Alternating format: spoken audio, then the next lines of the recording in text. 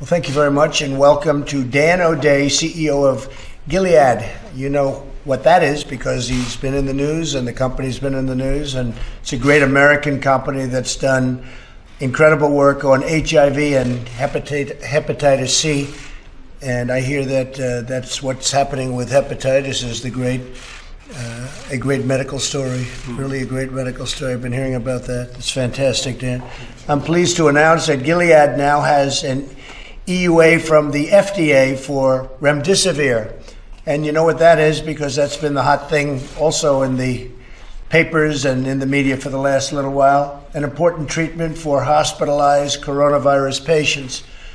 And it's something, I spoke with Dr. Khan and Dr. Fauci. I spoke with Deborah about it, and it's really a very promising situation.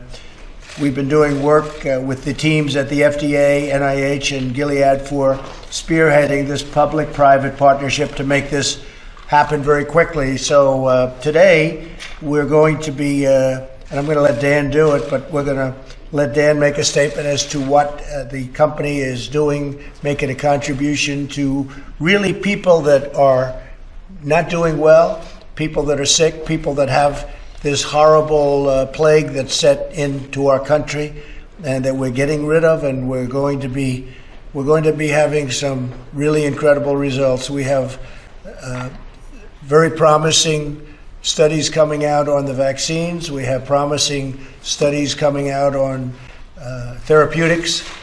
And the first one is from Dan and Gilead, and I'd like to maybe have you say a few words, if you would, Dan, as to number one about remdesivir to start off with, and also the contribution being made by your company, and we very much appreciate it. Sure. Thank you very much, Mr. President. Thank you for having us here. Thank you, Mr. Vice President, for the collaboration that we've had. Let me start by saying on behalf of, I know all the colleagues at Gilead, we want to thank all the collaborators that have brought remdesivir to this point. And that certainly includes NIH and Dr. Fauci and certainly Commissioner Hahn and many, many more people that have been a part of this to bring this to where we are today. And in fact, really the thanks go to the patients and the caregivers that participated in these clinical trials. I also want to say I'm privileged to work with a group of amazing scientists at Gilead that for decades have been working on antivirals, and we're poised to put remdesivir immediately into clinical trials when we saw the COVID-19 circulating. So I'm really proud of the colleagues back at Gilead. What I'd like to say is that, on behalf of Gilead, to the President's point, we feel a tremendous responsibility. We're humbled by this being an important first step for patients, for hospitalized patients. We want to make sure nothing gets in the way of these patients getting the medicine, so we made a decision to donate about 1.5 million vials of remdesivir. We'll be working with the government to determine how best to distribute that within the United States. We'll be working very closely to get that to patients, working with FEMA, working with other parts of the government to make sure that we get that to the patients in need as quickly as possible, because there are patients out there that can benefit from this medicine today that are hospitalized, and we don't want any time to waste for that. And we're also fully committed to continuing to expand the supply of this medicine. We started investing in this back in January as soon as we became aware of the coronavirus. This is a long time to manufacture. It used to be 12 months. It's now 6 months. Our scientists have brought that down. And so as we get into the second half of this year, we're able to have many more supplies available to patients. And we're fully committed to working, Mr. President, with you, your administration, to make sure that patients in need can get this important new medicine. Dan, I really appreciate it, but I also noticed the incredible job you've done with HIV, which I remember so well 15 years ago, 16 years ago. It was a horrible thing. I lived in New York. I lost a lot of friends that through HIV was terrible. And also hepatitis C. Could you give us just a quick moment on how successful that's been? Because I've seen things that are pretty incredible and a lot of people don't know. Absolutely, and I'm reminded of Ambassador Birx and all of her work in this field as well. The colleagues at Gilead have collaborated for years, both in the developed and the developing world on HIV. I mean, it's really astonishing. This is one of the reasons why when I joined Gilead a while ago, the reason I joined is because of this progress. So you remember, of course, yes, back when HIV was a death sentence. And now, thanks to the scientists at Gilead and elsewhere, we've turned this into a really chronic disease and also a preventable disease. And I want to give special thanks to the administration for the work on the HIV prevention and PrEP program that we're working now in many particularly disadvantaged parts of our country to get more patients on prevention, because the best way, of course, to stop and to end this epidemic is a combination of treatment and prevention. Right. And in hepatitis C, I'm really happy to say that the scientists came up with a cure some years ago, and we've made tremendous progress, and including some really creative new arrangements in the United States, like with the state of Louisiana, where we've looked at ways to look at programs to make sure that every patient in a state is able to get the opportunity to be cured. So I'm very proud that we have this kind of science, but also that we put this science in a way that gets access to patients. And with hepatitis C, it's an actual cure. It's more than just keeping it down. It's an actual cure. 12-week oral therapy cure. I mean,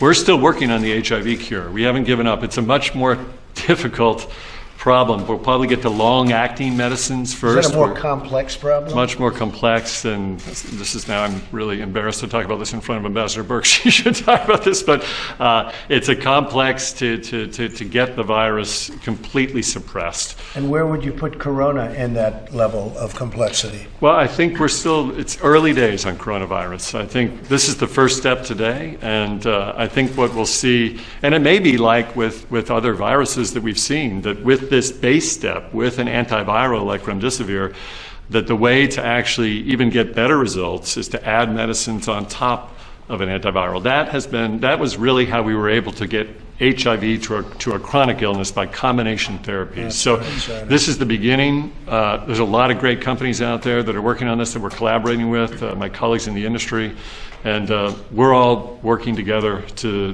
do everything we can with COVID. Well, it's very exciting, and just so you know, so Dan's making at a company a very major contribution towards helping people. So we very much appreciate that. I mean, I'm talking about a monetary contribution as well as, more importantly, what you're doing scientifically. So we appreciate it very much. Doctor, would you say a few words? The FDA has been moving things along at a level that they've never done before, and I appreciate it, Dr. Hahn. Thank you, Mr. President. Really appreciate it. So as the President just announced, we authorized Gilead's application for emergency use authorization for the use of remdesivir in hospitalized patients. That was issued today. Thank you very much, and congratulations, Mr. O'Day, for the great work from the company and the collaboration that we've had. I also want to thank the more than 18,000 employees at FDA who have heeded the President's call to reduce regulatory burden and red tape and move things forward. I think I said the other day this was lightning speed in terms of getting something approved, and from clinical trial to getting it authorized from the FDA, it's been quite the speedy but also effective process.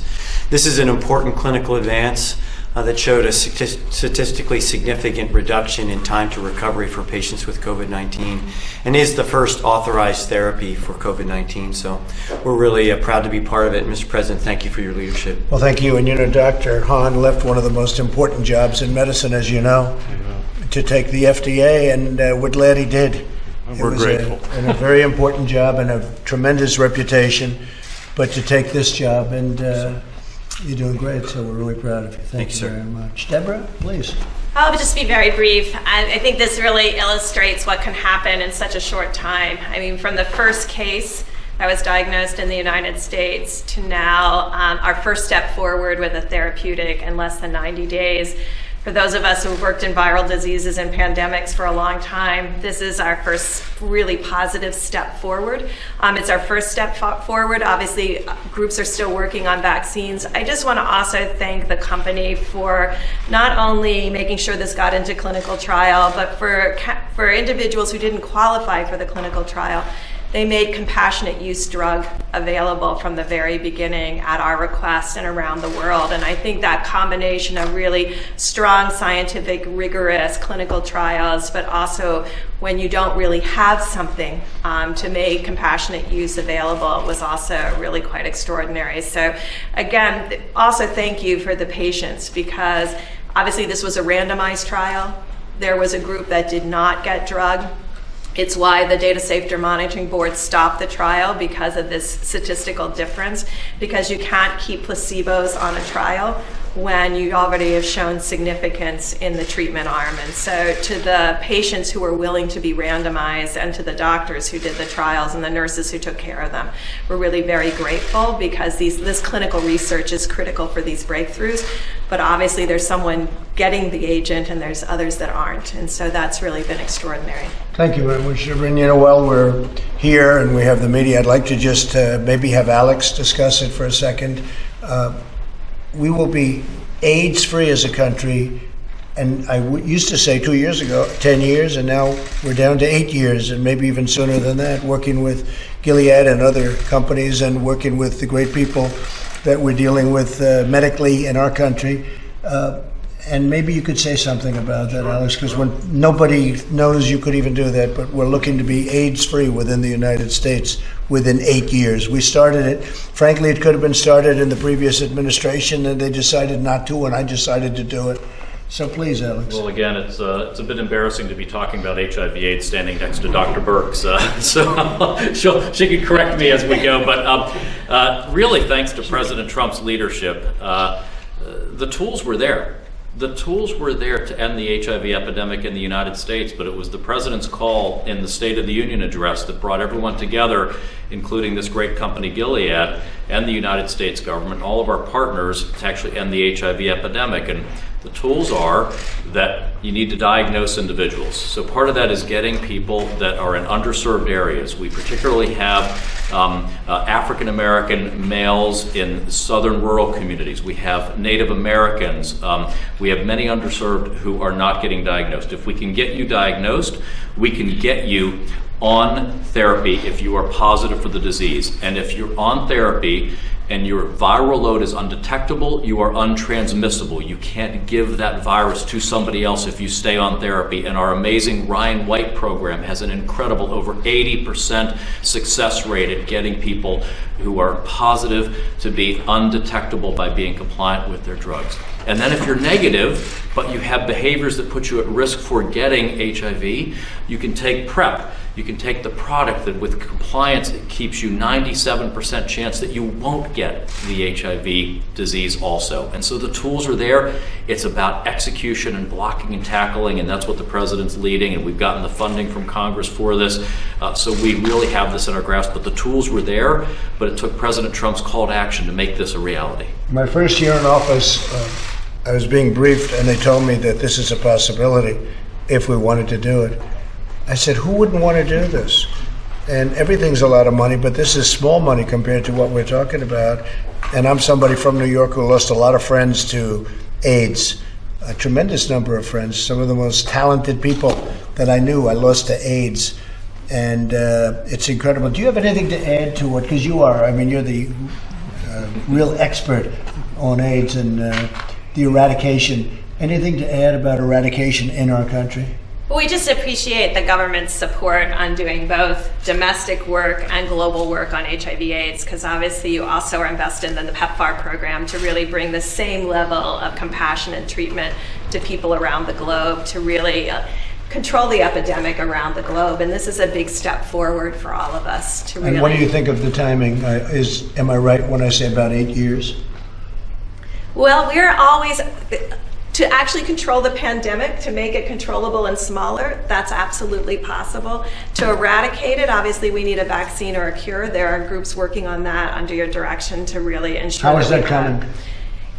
We make forward progress in vaccines and then a little step backwards and then forward progress. Tough work. It's tough work, and the cure is tough work, but your scientists are working on it around the clock and around the world. Good. That'll be terrific. Mike, please. Well, thank you, Mr. President. I just appreciate the opportunity to express the gratitude that we all feel, Dan, to you and the incredible team at Gilead, and to think of the progress that you've made in such an extraordinary period of time. When the president brought the pharmaceutical companies here to the White House, you were among them. He said we wanted you to move out quickly on developing a vaccine, but he said develop the therapeutics as quickly as you can. We were told that it was possible that by the spring we would have therapeutics, and standing here on May the 1st, the very first therapeutic with the emergency use authorization. The good work of FDA is now available, and but donating 1.5 million doses. Our task force will be working very closely with Gilead to make sure that those medicines, starting on Monday, are distributed to hospitals where patients are struggling in serious conditions with the coronavirus today. And so, Dan, I hope you will carry back our gratitude, but I know the gratitude of the American people when they see the incredible ingenuity and generosity of the team at Gilead. God bless you. Thank you very much, Mr. Vice President. Appreciate that. And Adam, maybe you could say a few words. You were very instrumental in getting this done, and also on ventilators, getting us to be the kings and queens of ventilators. We have a lot of ventilators, and we're helping countries all over the world now with ventilators, from starting with almost none from the past. What do you have to say?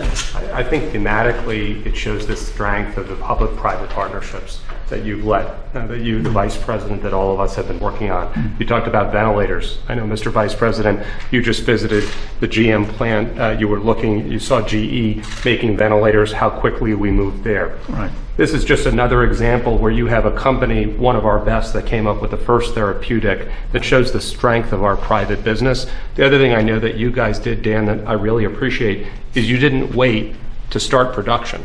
Right. And that means we're going to get doses next week because they ramped up production and didn't wait because they wanted to help Americans. So I think it shows the strength of our private business, and I'm very proud to be an American. So that would mean that you were so confident in what you were doing early on that you were able to project I would love to say we were that confident. We really weren't, but we saw the incredible human need, and we said, in the event that this is successful, we have to plan for success, and that's just the way that we operate. I'm proud to work for a company that takes those type of decisions. And how many doses are we getting from the standpoint of the country and the contribution? So we're particularly with the news around the fact that some patients, as Dr. Hahn mentioned, can benefit from only 5 days of treatment, which I think is a real benefit, by the way, for patients to get 5 days of IV, and if they're improving, to get out of the hospital. Great for them to get back to their loved ones, great for reducing the burden on the healthcare system. And then that 1.5 million doses goes longer, right? So we're talking, about hundreds, more than 100,000 treatment courses, which again, we need more, and we're still ramping up, and we're going to have more in the second half of the year. A great start. But at least it's a start, and the most severe, the most serious patients, I think, were the ones that we'll work with the Vice President and his team on to make sure that we get it to the most serious patients first. That's a great start. Thank you very much, Dan. Thank you very much. Thank Gilead. Thank you very much. Okay, thank you. That's fantastic. We'll be seeing you all in a little while. Thank you very much. Thank you.